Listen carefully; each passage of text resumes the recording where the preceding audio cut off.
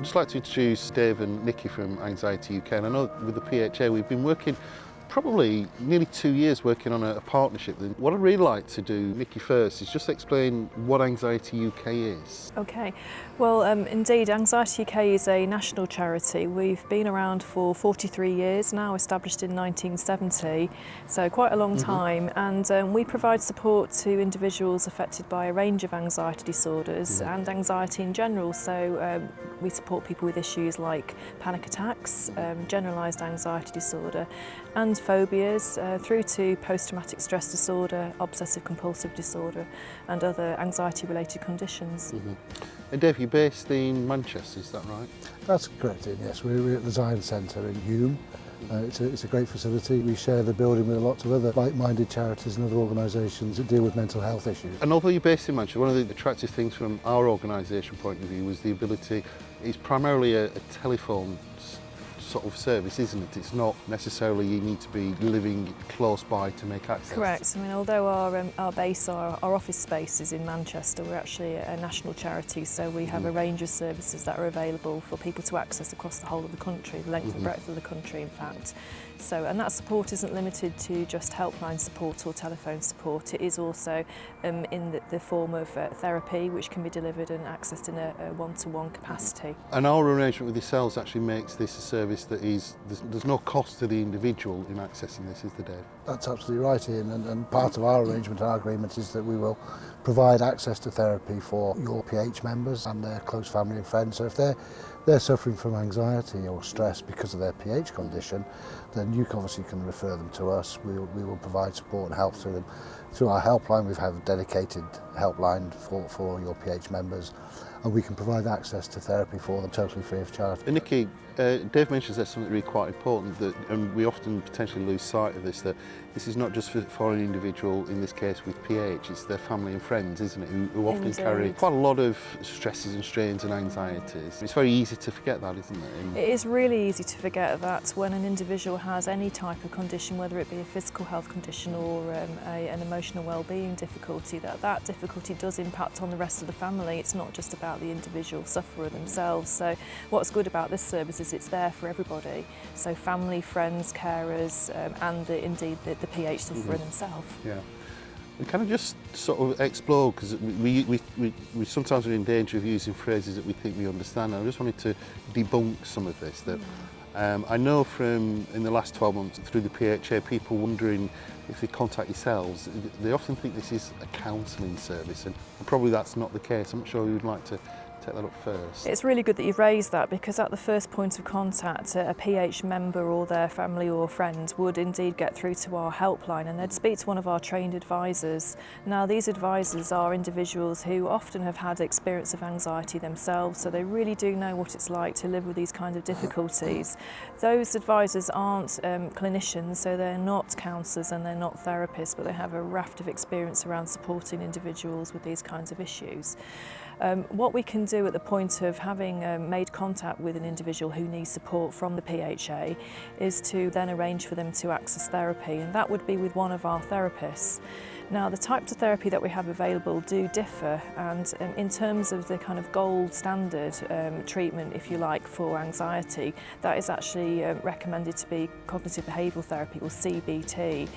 We do have counselling available as well, and that's more appropriate for kind of longer standing issues where there's life issues involved. So counselling is very different. It's a very from different the practice. approach, indeed. CBT gives essentially a toolkit to address their anxiety problems, so it's very practical, it's very much focused on the here and now. It's not necessarily interested in what's gone on in the past. Counselling does take more of a kind of looking at what has happened before in a person's life. It tends to be longer term. And it is less directive. If somebody makes contact with yourself through this relationship we've got with Anxiety UK, this is purely confidential, isn't it? Absolutely, and it goes without saying, we always respect people's confidentiality. We wouldn't even expect or need to know their names. If they just wanted to talk to somebody and we could sort of just point them in the right direction to some advice, maybe on the internet through our website or whatever, we may be able to answer their questions quite simply in a 5-10 minute phone call. They might not need to access therapy, for example. Obviously, if they do need to access therapy, we'll need a bit more detailed information, but we will always respect their confidentiality, as with any GP But even or that any other. more detailed information remains confidential, doesn't it? And Absolutely. it's a contract between the two. No individual will be pushed down a route that they feel uncomfortable with. Absolutely not. Absolutely not. We would obviously be mindful of all common data protection regulations that every organisation has to comply with. Yeah. And When even the PHA won't know who's been contacted. No. And Nikki, how can people feel confident that the people you use are quality? Yes, all of the therapists at Anxiety UK are Anxiety UK approved therapists, and what that means is that they've been subject, before even coming onto our register of therapists, to a number of pre-eligibility checks and also ongoing checks. So for example, they have all undertaken an enhanced Criminal Record Bureau disclosure check, which is very important. They all have professional indemnity insurance in place, and they also demonstrate that they are in receipt of regular clinical supervision, which we think is very important for maintaining standards of practice. Many of them are also registered with professional governing bodies, for example the British Association of Behavioural and Cognitive Psychotherapy. Cognitive behavioural therapy seems to be common in what you're saying as a therapy that we use it. Is it possible to give an example? If somebody rang up and said, I'm very anxious about this situation, what might that just look like briefly? CBT is a very practical form of therapy. It basically has three components. You can call it an ABC model if you like. So the A bit is the autonomic aspect, so the kind of physical symptoms that you can feel if you're experiencing anxiety. So that might be things like sort of butterflies in the stomach, feeling a bit sweaty and shaking, those very real physical symptoms that are experienced. The B bit, the behavioural component of the cycle, is the behaviours that we get into doing when we're feeling anxious. So typically that is avoiding situations or experiences where we know that we're going to feel anxious. And the C element is the cognitive component, so that's the thinking bit.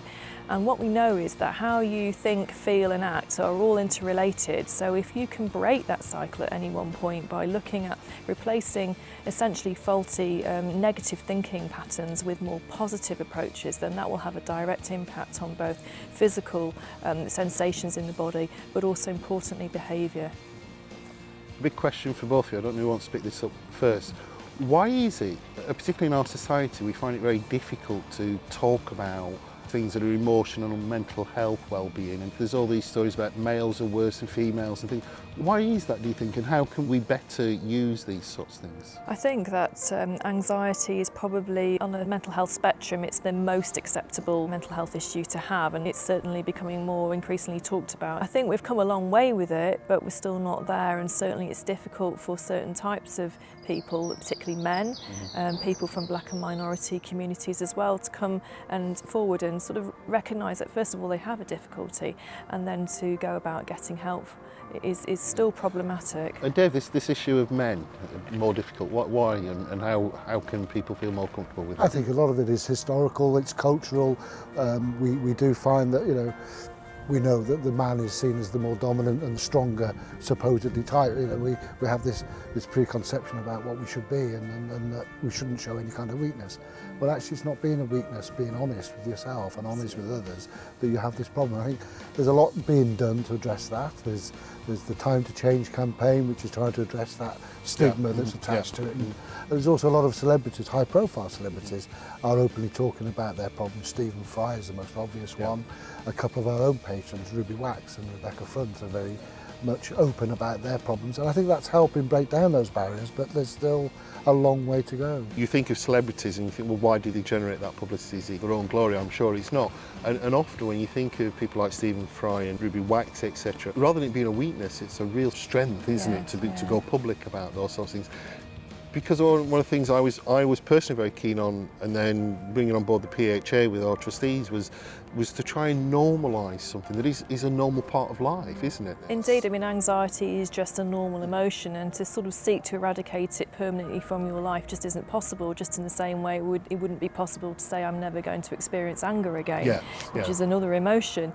So it's about managing anxiety. So there's a tipping point, if you like, when anxiety becomes a problem, and it's then when people need to get support in place. I mean, one of the things I was very keen of when we first started exploring this work with Anxiety UK and the PHA was to try and normalise these issues. We obviously are coming from the perspective of people who have quite a significant illness, and then their family and friends, that you don't need to have problems in your life, as it were, these types of things.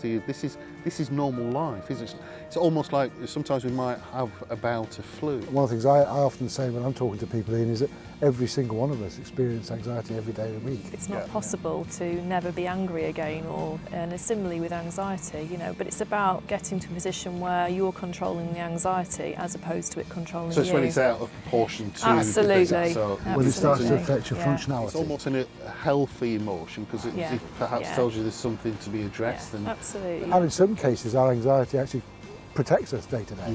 So when you go to cross a road, you feel slightly anxious, is there any traffic coming? Without that anxiety, you wouldn't think to check that it was clear to cross the road.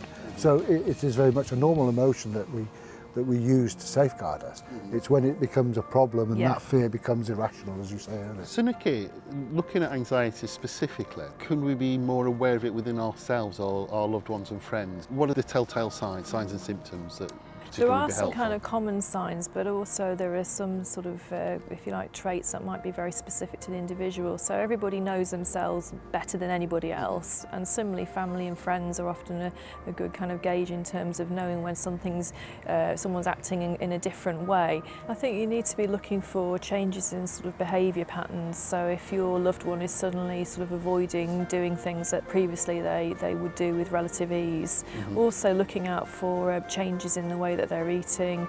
A lot of people's approach to food and eating does change when they feel anxious, so they either eat less or they eat more.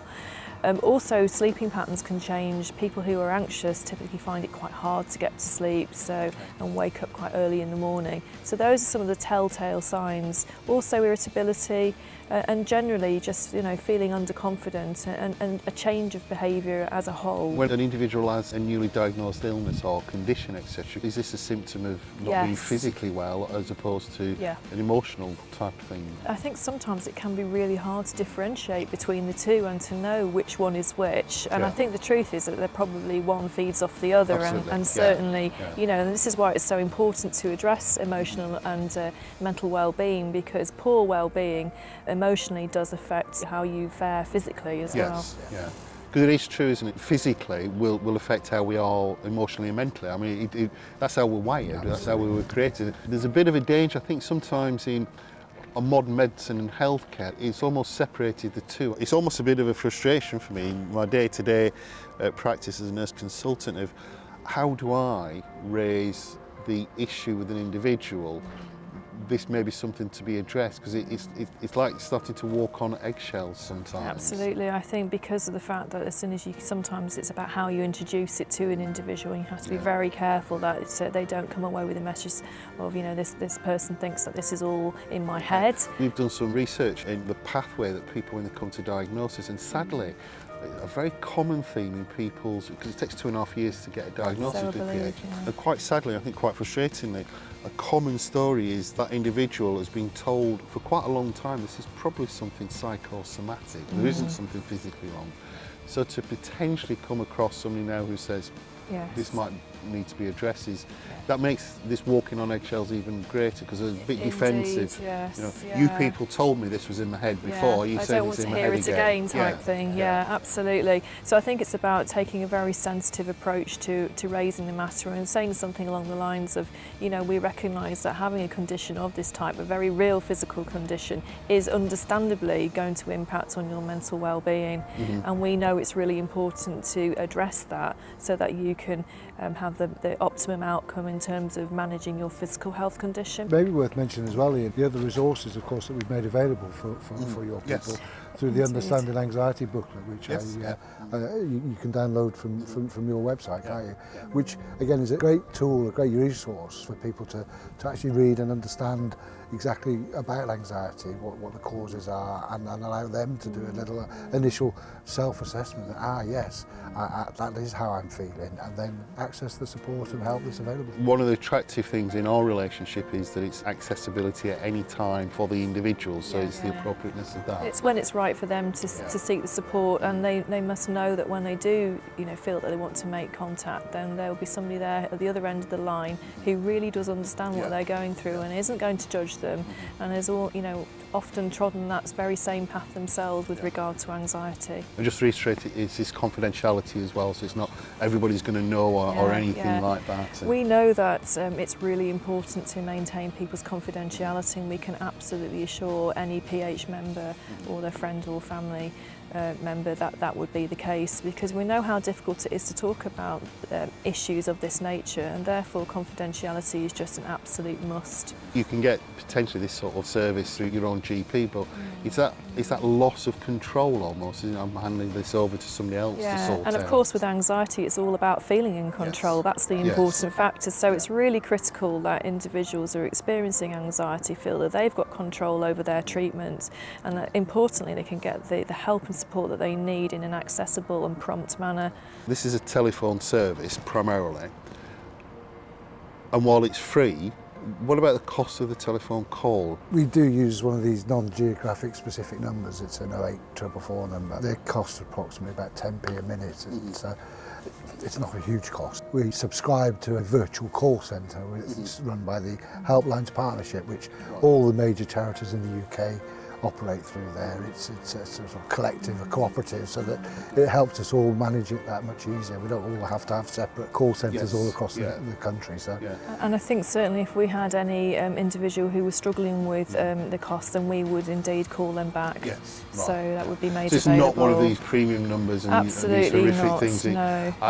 Again, I know having some conversations with individuals about the potential of using your service or something is whole cost, expense and I think the other thing just to say on that is that within Anxiety UK we have a dedicated member of staff assigned to this partnership, and that's Pete Nuns, and Pete will sort of manage that process, so at the point of receiving a call from a PH member, all they need to do is ask to be called back, and we will facilitate that. We've also got a very vibrant online community, both through email support and through live chat on our website, and that's a very anonymous channel that would break those barriers down for them initially and give them that confidence and reassurance that they're going to be speaking to somebody who's sympathetic and empathetic to what they're going through, and then hopefully they would then feel more confident to contact us. It's often that first step, isn't it? It's the hardest. To pick up the phone, to send the email, to know that there are different ways. Some people will find it easy to pick up the phone. Some people might find it much easier to send an initial email. And I would hope, and I know we as an organisation are hoping that our relationship will grow over the years, and again this thing about it becomes a normal part of what we provide, because we know that people seek this sort of help, and if we don't address it, it's actually very difficult for the healthcare teams to access this, so it's an extra to, not instead of. Indeed, yes. So thank you very much. Pleasure. If you would like to learn more about access to the counselling or other therapy services discussed within this film, please call Anxiety UK via the PHA membership's dedicated helpline on 0844 332 9010 or visit www.anxietyuk.org.uk.